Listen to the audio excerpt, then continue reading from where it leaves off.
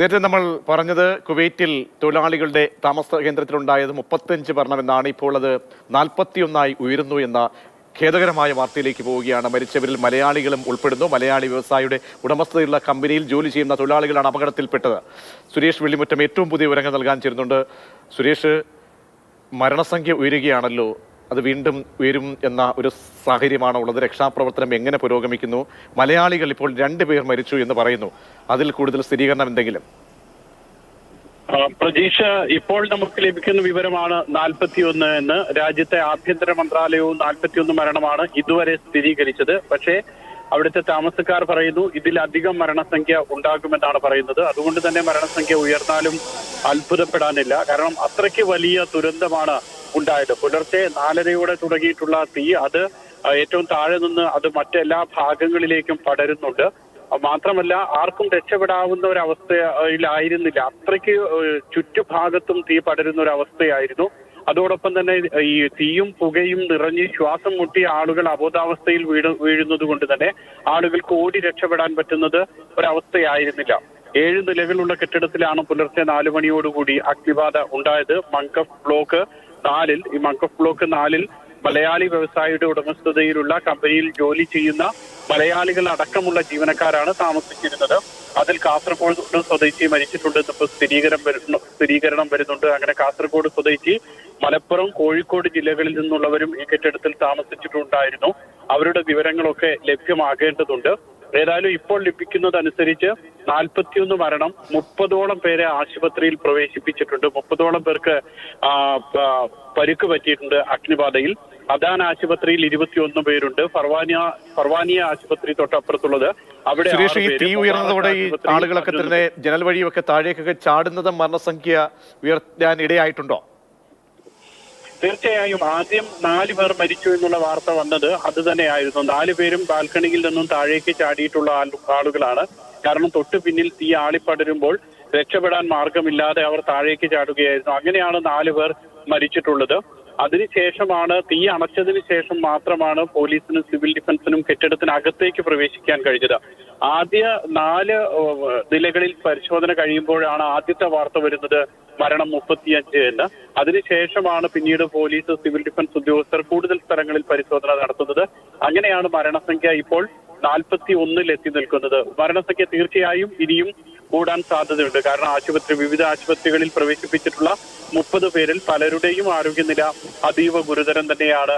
80% പൊള്ളലേറ്റിട്ടുള്ള ആളുകളൊക്കെ തന്നെ ഉണ്ട്. അതുകൊണ്ട് തന്നെ മരണസംഖ്യ വീണ്ടും ഉയരാൻ തന്നെയാണ് സാധ്യത. നിരവധി ബഹുനില കെട്ടിടത്തിലേക്ക് രക്ഷാപ്രവർത്തനം നടത്തുക അതൊരു പ്രധാനപ്പെട്ട ഒരു വെല്ലുവിളിയല്ലേ? തീർച്ചയായും പ്രതീക്ഷ. കാരണം ഈ 7 നില കെട്ടിടത്തിലേക്ക് രക്ഷാപ്രവർത്തനം പുറമെ നിന്ന് മാത്രമേ സാധ്യമായിരുന്നുള്ളൂ. ആളി കത്തുന്ന കെട്ടിടത്തിനകത്തേക്ക് ഒരു കാരണവശാലും അകത്തേക്ക് പ്രവേശിച്ച് രക്ഷാപ്രവർത്തനം നടത്തുക സാധ്യമായിരുന്നില്ല. പുറമെ ബാൽക്കണിയിലും മറ്റും വന്നിട്ടുള്ള ആളുകളെ മാത്രമാണ് ക്രെയിൻ ഉപയോഗിച്ചും മറ്റുമൊക്കെ രക്ഷിക്കാൻ കഴിഞ്ഞിട്ടുള്ളത്. അവിടെ നിന്ന് ചാടിയിട്ടുള്ള ആളുകളാണ് മരിച്ചത്. അല്ലാതെ അകത്ത് കയറി ഒരു രക്ഷാപ്രവർത്തനം ആ ഘട്ടത്തിൽ സാധ്യമായിരുന്നില്ല. അത്രയ്ക്ക് തീ ആളിക്കത്തുന്നുണ്ടായിരുന്നു. അതോടൊപ്പം തന്നെ തീയും പുകയും നിറഞ്ഞ് പൂർണ്ണമായിട്ടും ശ്വാസം മുട്ടിപ്പോകുന്ന അവസ്ഥയായിരുന്നു. അതുകൊണ്ട് തന്നെ രക്ഷാപ്രവർത്തകർക്കോ പോലീസിനോ ഒന്നും അകത്തേക്ക് പ്രവേശിക്കാൻ കഴിയുന്ന സാഹചര്യമായിരുന്നില്ല. മാത്രമല്ല അതുകൊണ്ടാണ് മരണസംഖ്യ എത്രയാണെന്നോ ആളുകൾ എത്ര അകപ്പെട്ടിട്ടുണ്ടെന്നോ ആദ്യഘട്ടത്തിൽ അറിയാതിരുന്നത്. തീയെല്ലാം അണച്ചതിന് ശേഷം ആളുകൾക്ക് കടക്കാവുന്ന ഒരു അവസ്ഥ എത്തിയതിനു ശേഷം മാത്രമാണ് ഇപ്പോൾ ഈ മൃതദേഹങ്ങളൊക്കെ കണ്ടെത്താൻ കഴിഞ്ഞിട്ടുള്ളത്. എല്ലായിടത്തും കെട്ടിടത്തിലെ പരിശോധന പൂർണ്ണമായും ഇപ്പോഴും പൂർത്തിയായിട്ടില്ല. അതുകൊണ്ട് തന്നെ മരണസംഖ്യ കൂടാനും സാധ്യതയുണ്ട്. സുരേഷ്, ഈ ഏകദേശം എത്രത്തോളം ജോലിക്കാർ ഉണ്ട് എന്നാണ് അനുമാനിക്കുന്നത്? അതിൽ അപകടത്തിൽപ്പെട്ട ആളുകൾ നമുക്കിപ്പോഴും നമ്മുടെ മുന്നിലുള്ളത് ഈ മരണസംഖ്യ ഇനി ഉയരരുത് എന്നുള്ള പ്രാർത്ഥനയാണ്. മലയാളികൾ 2 പേരാണ് അതിൽ കൂടുതലായി. കാരണം ഇത്തരം സ്ഥാപനങ്ങളിലൊക്കെ മലയാളി ജീവനക്കാരുടെ എണ്ണം പൊതുവെ ഉണ്ടാകാറുണ്ടല്ലോ. അങ്ങനെയൊക്കെ നോക്കുമ്പോൾ ആശങ്കയ്ക്ക് കൂടുതൽ ഇടയുണ്ട് അല്ലേ? പ്രതീക്ഷ, 100-ലധികം ആളുകൾ ജീവനക്കാർ താമസിക്കുന്ന കെട്ടിടമാണിത്. 7 നിലകളുള്ള കെട്ടിടത്തിൽ തന്നെ 100-ലധികം ആളുകൾ ഈ പറയുന്ന ഏറ്റവും വലിയ ദുരന്ത ഭാഗത്ത് തന്നെ താമസിച്ചിട്ടുണ്ട്. കാരണം ചിലപ്പോൾ തൊഴിലാളികളാണ് താമസിക്കുന്നത്. അതുകൊണ്ട് തന്നെ ഒരു മുറി പലയിടത്തും ചിലപ്പോൾ പാർട്ടീഷനൊക്കെ നടത്തി അവിടെ ആളുകളെ താമസിപ്പിക്കാറുണ്ട്. അത് നിയമവിരുദ്ധമാണെങ്കിൽ പോലും അങ്ങനെയൊക്കെ ചെയ്യാറുണ്ട്. അതുകൊണ്ട് തന്നെ ഒരു മുറിയിൽ തന്നെ അല്ലെങ്കിൽ 2 മുറികളുള്ള ഒരു ഫ്ളാറ്റിൽ തന്നെ ഒരുപക്ഷെ 10-20 ആളുകൾ താമസിക്കുന്ന സാഹചര്യങ്ങളൊക്കെ പലയിടത്തുമുണ്ട്. അങ്ങനെയാണ് ഇവിടെ ആളുകളെ താമസിപ്പിച്ചിരുന്നതെങ്കിൽ നമ്മൾ ഈ കാണുന്നതിനേക്കാളൊക്കെ അപ്പുറത്തായിരിക്കും ദുരന്തം.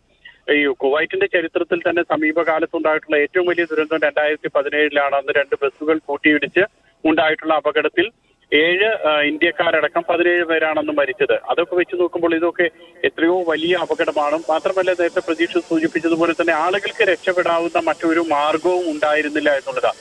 ഏറ്റവും താഴെയാണ് തീ പടർന്നത്. അതുകൊണ്ട് തന്നെ ആളുകൾക്ക് താഴത്തേക്ക് ഓടി ഇറങ്ങാനോ ലിഫ്റ്റ് ഉപയോഗിക്കാനോ കഴിയില്ല. മുകളിലത്തെ ഏതെങ്കിലും നിലയിലായിരുന്നു അഗ്നിബാധ എങ്കിൽ തുടങ്ങിയതെങ്കിൽ താഴത്തേക്ക് തീർച്ചയായിട്ടും രക്ഷപ്പെടാമായിരുന്നു. ഇത് താഴെ നിന്നുമാണ് തീ പൊട്ടിപ്പുറപ്പെട്ടത്. അതും ആഘാതം കൂട്ടിയിട്ടുണ്ട്. സുരേഷ്, സമീപ തൊട്ടടുത്തൊക്കെയുള്ള ഫ്ളാറ്റുകളൊക്കെ ഉണ്ട്, അവിടേക്കൊക്കെ തീ പടർന്നിട്ടുണ്ടോ? പൊട്ടിത്തെറി, എന്തായാലും തീ പടർന്ന് പിടിക്കുമ്പോൾ ഉണ്ടാകുന്ന ചെറിയ പൊട്ടിത്തെറികളൊക്കെ എങ്ങനെ ബാധിക്കുന്നുണ്ട് ആ മേഖലയെ? ഈ തീപിടുത്തം ഉണ്ടായതിന്റെ കെട്ടിടത്തിന്റെ നേരെ മുൻവശം റോഡാണ്. അതുകൊണ്ട് തന്നെ അത് ആഘാതം കുറയ്ക്കാൻ സഹായിച്ചിട്ടുണ്ട്, മറ്റ് തൊട്ടടുത്ത ഫ്ളാറ്റുകളിലേക്ക് തീ പടരാതിരിക്കാൻ. മാത്രമല്ല, 2 സൈഡിലും മറു സൈഡുകളിലും ഒക്കെ റോഡുണ്ട്, താഴെ കടകളുണ്ട്. അതുപോലെ തന്നെ ഗ്ലാസ് തൊട്ടിട്ടുള്ള ഒരു പോർഷനാണ് താഴെ ഉണ്ടായിരുന്നത്. ആ ഗ്ലാസിനകത്ത് പുകയും തീയും നിറഞ്ഞ് അത് പൊട്ടിത്തെറിച്ചു. പിന്നീട് പലരും ഈ ഭക്ഷണം അവിടെ പാകം ചെയ്യുന്നുണ്ടായിരുന്നു. അപ്പൊ അതിനുവേണ്ടി ഉപയോഗിക്കുന്ന ഗ്യാസ് സിലിണ്ടറുകൾ ധാരാളമുണ്ട്. അത് അനധികൃതമാണ്. ഇങ്ങനെ താമസ കേന്ദ്രത്തിൽ ഇത്രയധികം ഗ്യാസ് സിലിണ്ടറുകൾ ഉപയോഗിക്കാനൊന്നും പാടില്ല. വളരെ കൃത്യമായിട്ടുള്ള നിയമവും വ്യവസ്ഥയുണ്ട്. പക്ഷേ അതൊന്നും പാലിക്കപ്പെട്ടിട്ടില്ല എന്നുള്ളതാണ് ഇപ്പോൾ ലഭിക്കുന്ന ഒരു സൂചന. കൃത്യമായിട്ട് അത് ഒരു വിലയിരുത്തണമെങ്കിൽ നമുക്ക് ഔദ്യോഗികമായിട്ടുള്ള അറിയിപ്പുകളും കാര്യങ്ങളും വരേണ്ടതുണ്ട്. മാത്രമല്ല, 12 ഗ്യാസ് സിലിണ്ടറുകളൊക്കെ ആദ്യ പരിശോധനയിൽ തന്നെ ലഭിക്കുന്ന സാഹചര്യമൊക്കെ ഉണ്ടായിരുന്നു. ഒരുപക്ഷെ അങ്ങനെ ഈ ഉള്ള ഗ്യാസ് സിലിണ്ടർ എല്ലാം പൊട്ടിത്തെറിച്ചു. പിന്നെ മാത്രമല്ല, ഒരുപക്ഷെ പാർട്ടീഷനാണ് നടത്തിയിട്ടുള്ളതെങ്കിൽ ആ പാർട്ടീഷൻ നടത്താൻ സാധാരണയായിട്ട് പ്ലൈവുഡോ അങ്ങനെ മറ്റു മരവും ഒക്കെ ആയിരിക്കും, തടിയൊക്കെ ആയിട്ട് ഉപയോഗിക്കുന്നത്. അങ്ങനെയാണെങ്കിൽ അതും തീ വളരെ വേഗത്തിൽ ആളിപ്പടരാൻ കാരണമായിട്ടുണ്ട്. അപ്പോൾ തീർച്ചയായിട്ടും ഈ സാധാരണ നിലയിലുള്ള ഒരു സാഹചര്യമല്ല. അത് തന്നെയാണ് ആഭ്യന്തര മന്ത്രാലയത്തിന്റെ തൊട്ടു മുൻപുള്ള ഒരു വാർത്താക്കുറിപ്പിൽ വ്യക്തമാക്കുന്നത്. ശക്തമായിട്ടുള്ള അന്വേഷണത്തിന് നിർദ്ദേശം നൽകിയിരിക്കുന്നു എന്നാണ് ആരോഗ്യ മന്ത്രാലയം ഇപ്പോൾ അറിയിക്കുന്നത്. അതായത് ഇന്ത്യക്കാരിൽ 2 മലയാളികളും തമിഴ്നാട് സ്വദേശി ഒരാള് ഉത്തരേന്ത്യക്കാർ, അങ്ങനെയൊക്കെയാണോ നമുക്കിപ്പോൾ പ്രാഥമിക ഘട്ടത്തിൽ നമുക്ക് മനസ്സിലാക്കാൻ കഴിയുന്നത്? പ്രതീക്ഷ, ആ 2 മലയാളികൾ എന്നുള്ളത് നമ്മൾ തുടക്കത്തിൽ പറഞ്ഞ 4 പേർ മരിച്ചു എന്നുള്ളതിന്റെ ആ ഒരു ഘട്ടത്തിൽ വന്നിട്ടുള്ള വിവരമാണ്. ഇപ്പോൾ 41 ആയപ്പോൾ തീർച്ചയായും മലയാളികളുടെ എണ്ണം വർദ്ധിച്ചിട്ടുണ്ടാകും. കാരണം ഏതാണ്ട് കാസർഗോഡ്, കണ്ണൂര്, കോഴിക്കോട്, മലപ്പുറം ജില്ലകളിൽ നിന്നൊക്കെയുള്ള ആളുകൾ ഈ സ്ഥാപനത്തിൽ ജോലി ചെയ്യുകയും ഇവിടെ താമസിക്കുകയും ചെയ്യുന്നുണ്ടായിരുന്നു. അപ്പൊ ഈ മൃതദേഹങ്ങൾ തിരിച്ചറിഞ്ഞെങ്കിൽ മാത്രമേ ഇനി ആര് എന്ത് എന്നുള്ളത് വ്യക്തമാകുകയുള്ളൂ. തീർച്ചയായും 2 ആയിരിക്കില്ല, അതിലധികം മലയാളികൾ മരിച്ചിട്ടുണ്ടാകും. അതിന്റെ വിവരങ്ങൾ ഇനി വരേണ്ടതുണ്ട്.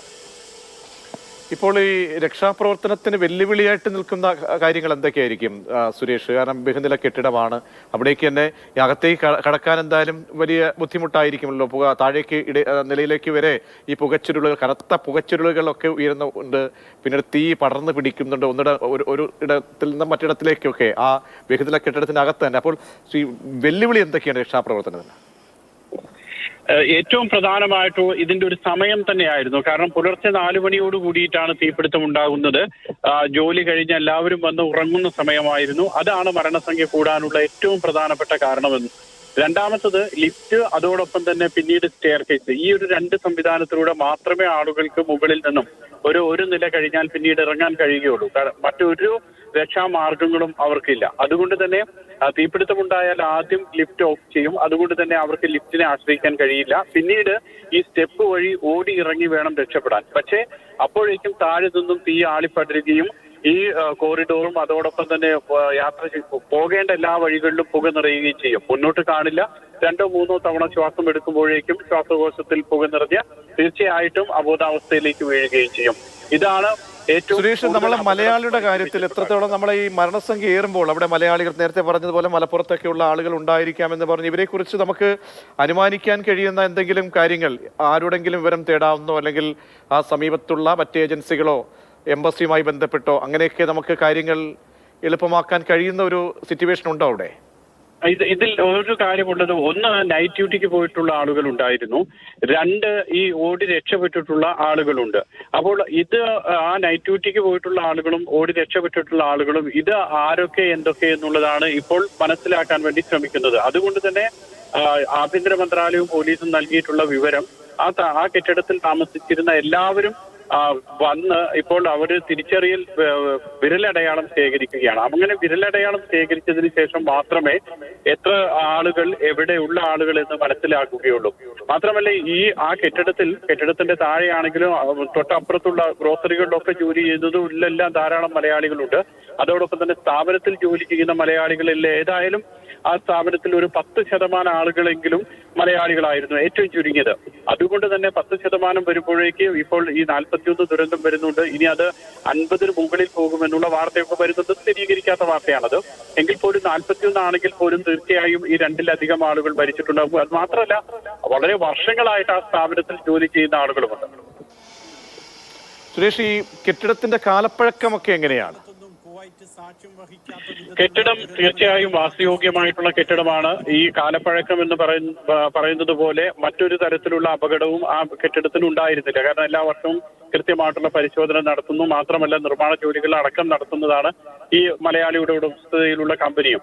അതുകൊണ്ട് തന്നെ കെട്ടിടത്തിന് കാലപ്പഴക്കം എന്ന് പറയുന്ന ഒരു അപകടം ഉണ്ടാകാൻ സാധ്യതയില്ല. പക്ഷെ തീപിടുത്തത്തിനുള്ള 2 സാധ്യതകളാണ് ഇപ്പോൾ നോക്കുന്നത്. ഒന്ന്, ഈ കെട്ടിടത്തിന്റെ വാച്ച്മാൻ താമസിച്ചിരുന്ന സ്ഥലത്തു നിന്നുമാണ് തീ പടരുന്നത്. അപ്പോൾ രാത്രി ഇദ്ദേഹം എന്തെങ്കിലും ഭക്ഷണം ഉണ്ടാക്കുമ്പോൾ തീ പടർന്നതാണോ എന്നുള്ളൊരു സംശയം മാത്രമാണ്. രണ്ടാമത്തത് വൈദ്യുതി ഷോർട്ട് സർക്യൂട്ട്. ഈ 2 കാര്യങ്ങൾ വെച്ചുകൊണ്ടാണ് ഇപ്പോൾ അന്വേഷണം നടക്കുന്നത്. ഏതായാലും വാച്ച്മാൻ താമസിച്ചിരുന്ന ഭാഗത്തു നിന്നുമാണ് തീ പടർന്നത് എന്ന് സ്ഥിരീകരിച്ചിട്ടുണ്ട്. സുരേഷ്, നമ്മൾ നേരത്തെ പറഞ്ഞതുപോലെ തന്നെ ഈ തീപിടുത്തം ഉണ്ടായപ്പോൾ സ്വാഭാവികമായും രക്ഷപ്പെടുക എന്നുള്ളതായിരിക്കാം മുന്നിലുള്ളത്. അങ്ങനെ കനത്ത തോതിൽ തന്നെ തീ പടർന്നു പിടിച്ചപ്പോൾ ഉള്ള സ്ഥലത്തിലൂടെ ചാടി പുറത്തേക്ക് കടക്കുക. പക്ഷേ മനസ്സിലാക്കുന്നല്ലോ, ജീവന്റെ ആ ഒരു വെപ്രാളം കൊണ്ടും ഒക്കെ വന്ന് പതിച്ചൊക്കെ അപകടങ്ങൾ, അത് ഈ മരണസംഖ്യ ഏറിയിട്ടുണ്ട് എന്ന് സ്ഥിരീകരിക്കുന്നുണ്ടോ ആരെങ്കിലും? അതാണ് തീർച്ചയായും. ഇപ്പൊ 49 പേർ മരിച്ചു എന്നുള്ളതാണ് പ്രാദേശിക അറബ് മാധ്യമങ്ങൾ ഇപ്പോൾ തൊട്ടു മുൻപ് റിപ്പോർട്ട് ചെയ്യുന്നത്. മരണം 49 ആയിരിക്കുന്നു എന്നുള്ളതാണ് പ്രാദേശികമായിട്ടുള്ള അറബ് മാധ്യമങ്ങളുടെ റിപ്പോർട്ട്. ഇതിൽ ആശുപത്രിയിൽ കഴിയുന്നവരുടെ നില അതീവ ഗുരുതരമാണ് എന്നുള്ള അറബ് റിപ്പോർട്ടിൽ പറയുന്നുണ്ട്. അതുകൊണ്ട് തന്നെ കൂടുതൽ മരണമുണ്ടാകും. മാത്രമല്ല, ഇപ്പോൾ ലഭിക്കുന്ന മറ്റൊരു വിവരം കൂടെ, മരിച്ചവരിൽ കൂടുതലും മലയാളികളാണ് എന്നുള്ള സ്ഥിരീകരിക്കാത്ത റിപ്പോർട്ടുണ്ട്. അവിടെ കെട്ടിടത്തിന്റെ തൊട്ടപ്പുറത്തും മറ്റുമൊക്കെ ജോലി ചെയ്യുന്ന ആളുകളാണ് പറയുന്നത്. ഏറ്റവും അധികം ആളുകൾ ഇവിടെ മലയാളികളാണ് ആ കെട്ടിടത്തിൽ താമസിച്ചിരുന്നത് എന്ന് പറയുന്നുണ്ട്. മാത്രമല്ല, ഈ തൊഴിലാളികളുടെ താമസ സൗകര്യം ഒരുക്കുന്ന സമയത്ത് പലപ്പോഴും കമ്പനികൾ ചെയ്യാറുള്ളതും അങ്ങനെ തന്നെയാണ്. പാകിസ്ഥാൻ സ്വദേശികൾ താമസിക്കുന്ന സ്ഥലമാണെങ്കിൽ കൂടുതലും അവർക്ക് വേണ്ടുന്ന സൗകര്യങ്ങളായിരിക്കും. അത് ഭക്ഷണത്തിന്റെ കാര്യത്തിലാണെങ്കിൽ, കാരണം മെസ്സൊക്കെ ആണെങ്കിൽ ഓരോ ആളുകൾക്കും ഓരോ വിധത്തിലായിരിക്കും. അത് ഭക്ഷണത്തിന്റെ കാര്യത്തിലാണെങ്കിലും, പ്രാർത്ഥിക്കാനുള്ള, പള്ളിയിൽ പോകാനുള്ള സൗകര്യത്തിന്റെ കാര്യത്തിലാണെങ്കിലും, മറ്റ് അടിസ്ഥാന സൗകര്യങ്ങളുടെ കാര്യത്തിലാണെങ്കിലും എല്ലാം ഓരോ രാജ്യങ്ങളിൽ നിന്നോ അല്ലെങ്കിൽ ഓരോ വിഭാഗങ്ങളിൽ നിന്നുള്ള ആളുകൾക്ക് പ്രിഫറൻസ് കൊടുത്തുകൊണ്ടാണ് ഇവർ അക്കോമഡേഷൻ ഒരുക്കുക.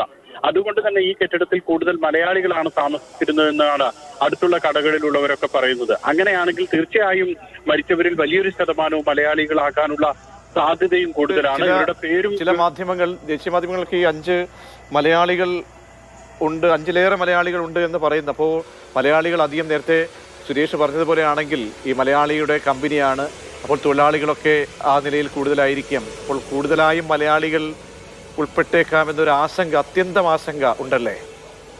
തീർച്ചയായും. കാരണം ഏറ്റവും അധികം ആളുകൾ മലയാളികളാണ് മരിച്ചത് എന്നാണ് ഈ വിവരം വരുന്നത്. അങ്ങനെയാണെങ്കിൽ അത് വലിയ ആശങ്ക വരുത്തുന്നത് തന്നെയാണ്. അങ്ങനെയാണെങ്കിൽ 10-20 മലയാളികൾ മരിച്ചു എന്നുള്ള വാർത്ത അടുത്ത മണിക്കൂറുകൾ നമുക്ക് കൊടുക്കേണ്ടി വന്നാൽ പോലും അത്ഭുതപ്പെടേണ്ടതില്ല. കാരണം അത്രയ്ക്ക് വലിയ ദുരന്തമാണ് ഉണ്ടായിട്ടുള്ളത്. ആശുപത്രിയിൽ എത്തിച്ചവരുടെ ആരോഗ്യനിലയും ഗുരുതരമായി തുടരുന്നു എന്ന് കൂടി അറിയുന്നുണ്ട്. അതിനും സാധ്യതയേറെയാണല്ലേ സുരേഷ്? തീർച്ചയായും. കാരണം അദാൻ ആശുപത്രിയിൽ 21 പേരാണ് ഇപ്പോൾ കഴിയുന്നത്. ആ 21 പേരിൽ 6 പേരുടെ നില അതീവ ഗുരുതരം തന്നെയാണ്. പർവാനിയ ആശുപത്രിയിൽ 6 പേരുണ്ട്, അതിൽ ഒരാളുടെ നില ഗുരുതരമാണ്. മുബാറക് ആശുപത്രിയിൽ 11 പേരെയാണ് പ്രവേശിപ്പിച്ചിട്ടുള്ളത്. ജാബിർ ആശുപത്രിയിൽ 4 പേരെ പ്രവേശിപ്പിച്ചിട്ടുണ്ട്. ഇങ്ങനെ 30 പേരെയാണ് പ്രവേശിപ്പിച്ചിട്ടുള്ളത്. ആ 30 പേരിൽ 10 പേരുടെയെങ്കിലും ആരോഗ്യനില അതീവ ഗുരുതരമാണ്. 80% അതിനു മുകളിലോ പൊള്ളലേറ്റിട്ടുള്ളതാണ്. അതേസമയം അല്പം മറ്റ് കുറച്ച് ആളുകൾക്കാണെങ്കിൽ ശ്വാസം മുട്ടലുണ്ടായി അതിൻ്റെതായിട്ടുള്ള അതായത് പുക ശ്വസിച്ചിട്ടുള്ള ശ്വാസം മുട്ടൽ അതിൻ്റെതായിട്ടുള്ള ബുദ്ധിമുട്ടുകളാണ് പറയുന്നത്. ഏതായാലും ആശുപത്രിയിൽ പൊള്ളലേറ്റിട്ടുള്ള ആളുകൾക്ക് മാത്രമാണ് ഇപ്പോൾ അവരുടെ അപകടനില എന്ന് പറയേണ്ടത്. കാരണം ശ്വാസം മുട്ടലിനെ തുടർന്നൊക്കെ ഉണ്ടായിട്ടുള്ള കാര്യങ്ങളൊക്കെ തന്നെ ചികിത്സയൊക്കെ നൽകി അവരെ സാധാരണ നിലയിലേക്ക് തിരിച്ചു കൊണ്ടുവരാനുള്ള ശ്രമവും നടക്കുന്നുണ്ട്. മലയാളി ഈ പറയുന്നത് പോലെ തന്നെ പ്രമുഖ മലയാളി, അദ്ദേഹം കുറെ വർഷങ്ങളായിട്ട് കുവൈറ്റിലും കൊച്ചിയിലും ഒക്കെ ആയിട്ട് ബിസിനസ് നടത്തുന്ന ആളാണ്. NBTC എന്നാണ് അദ്ദേഹത്തിന്റെ അവിടുത്തെ കമ്പനിയുടെ പേര്. ആ കമ്പനിയിൽ ജോലി ചെയ്യുന്ന ആളുകളാണ് ഇവിടെ താമസിച്ചിരുന്നത്. അതിൽ തന്നെ കൂടുതലും മലയാളികളായിട്ട്